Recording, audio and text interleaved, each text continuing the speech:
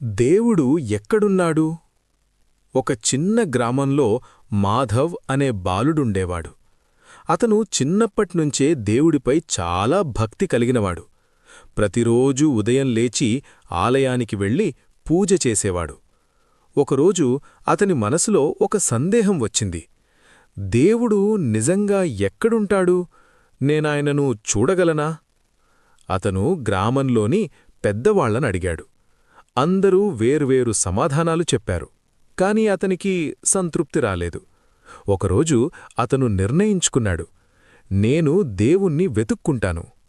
అతను కొంత ఆహారం, నీళ్ళూ తీసుకుని అడవిలోకి వెళ్ళాడు. మధ్యాహ్నం అయ్యేసరికి అతనికి చాలా ఆకలి వేసింది. అక్కడొక వృద్ధుడు ఒంటరిగా కూర్చుని ఉన్నాడు. ఆ వృద్ధుడు బలహీనంగా, ఆకలితో ఉన్నట్టు కనిపించాడు. మాధవ్ అతన్ని చూసి వెంటనే తన దగ్గరున్న ఆహారమిచ్చాడు. వృద్ధుడు చిరునవ్వుతో తిన్నాడు. మాధవ్ ఆ చిరునవ్వుని చూసి ఆనందపడ్డాడు. కొంత దూరం వెళ్ళిన తర్వాత ఒక చిన్న అమ్మాయి ఏడుస్తూ కనిపించింది. ఏమైంది అనడిగాడు.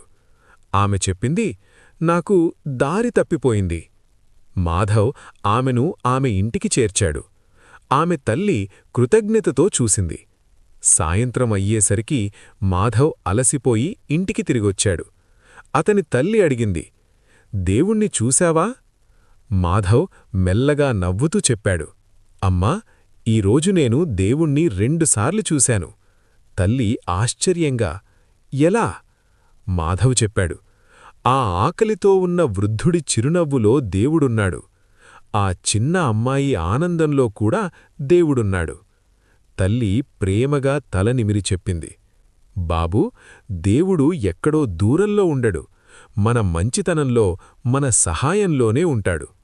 నీతి: మనస్ఫూర్తిగా ఇతరులకు సహాయం చేస్తే అదే దేవుని సేవ.